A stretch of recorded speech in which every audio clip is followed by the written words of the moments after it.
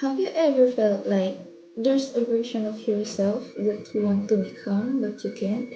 Yung tipong you already know who you are pero parang hindi pwede. In Dead Poet Society, one character really captures that struggle. Si Neil Perry. When we look at his story, it's not just about being a student. It's about being denied the chance to become yourself.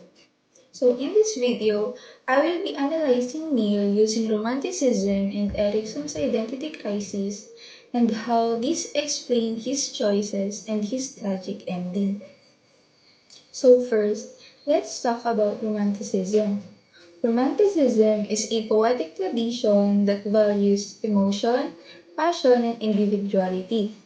It emphasizes freedom, especially the freedom to express who you truly are. There's this idea from Wordsworth that poetry comes from the spontaneous overflow of powerful feelings. And that's exactly what Neil's passion for acting represents. And when we look at Neil, we can clearly see that he embodies this. Now, let's connect this to psychology.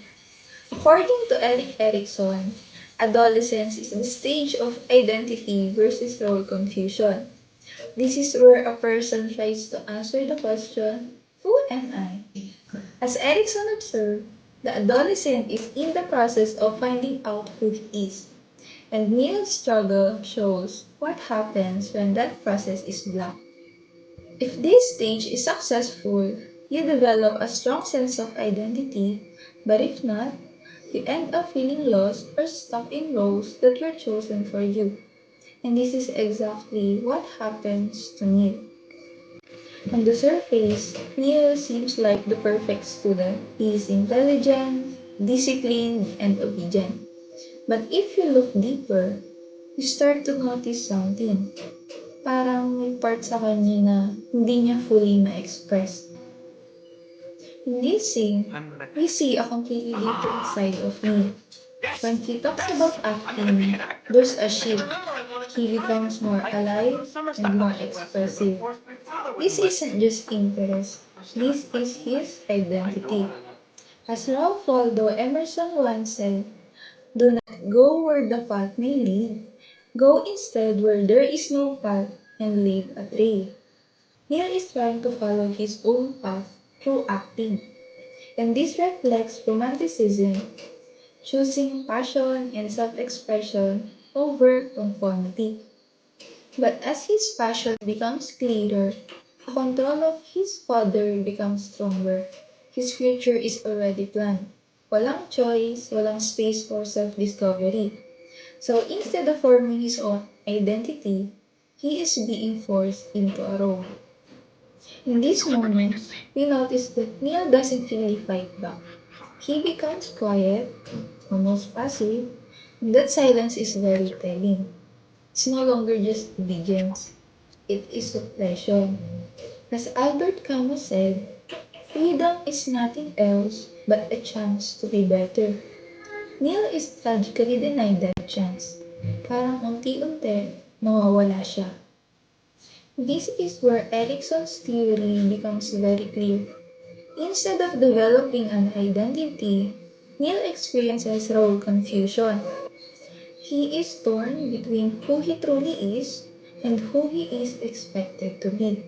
And over time, this internal conflict becomes unbearable. In the play, we finally see Neil fully express himself. He is confident, free, and genuinely happy. Neil finally expresses himself on stage, if only for a moment, and as Carl Rogers said, when I accept myself just as I am, then I can change. This is him living out romanticism, motion, passion, authenticity. This is who he really is. But sadly, this moment doesn't last. After the play, his father takes control again and removes any possibility of choice. At this moment, Neil is no longer able to become himself. According to Erickson, when identity is not formed, a person can feel trapped or powerless. And that's exactly what we see in Neil.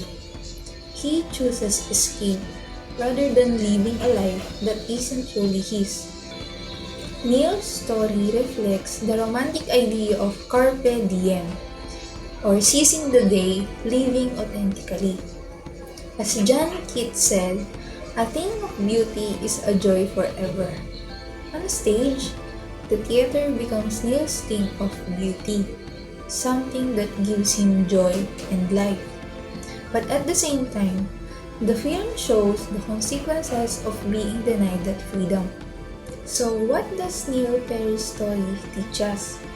That self-expression is not just important, it is necessary. And when a person is not allowed to become who they truly are, the result is not just confusion, but deep emotional pain.